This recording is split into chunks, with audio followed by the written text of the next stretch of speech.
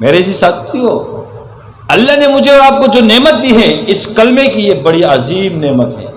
میں اور آپ اپنے ایمان کی قدر کر لیں کہ اللہ گناہگار ضرور ہے لیکن تجھ پر ہمارا ایمان ہے، گناہگار ضرور ہے لیکن دنیا میں تیرے ساتھ کسی کو شریک نہیں ٹھہرایا۔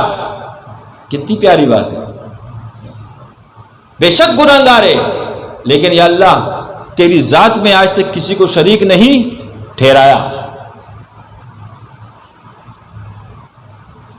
اسی وجہ سے صوفیاء نے لا الہ الا اللہ کے ذکر کو ایک نصاب کا حصہ بنایا۔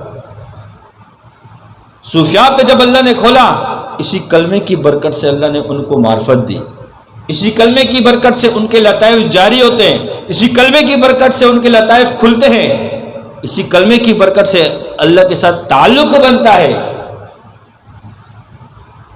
اور ایک حدیث میں تو آتا ہے کہ جو روزانہ 100 مرتبہ لا الہ الا اللہ پڑھتا ہو، کتنی مرتبہ؟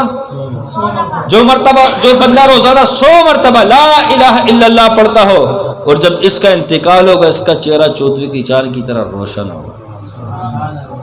یہ 100 کی عدد پہ ہے، اور جو کثرت سے پڑھتا ہوگا پھر اس کے ساتھ کیا معاملہ ہوگا۔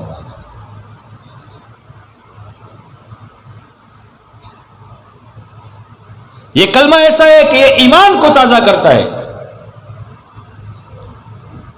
مجھے ایک بات بتاؤ، ایک سبزی فروش جو ہوتا ہے ٹھیلے پہ یا دکان پہ، جب وہ سبزی بیچتا ہے اس کو پانی مارتا ہے کہ نہیں؟ پانی مارنے سے وہ سبزی کیسے نظر آتی؟ تازی نظر آتی ہے۔ اس سے کیا ہوتا ہے؟ کسٹمر اس کے قریب آتے ہیں، ہر کوئی دور سے دیکھتا ہے تازی چیز لگ رہی ہے، فوراً اس کو لینے کی کوشش کرتا ہے۔ یہ پانی مارنے کا کمال ہے۔ اسی طریقے سے ایمان جو تازہ ہوگا وہ لا الہ کے پڑھنے سے ہوگا۔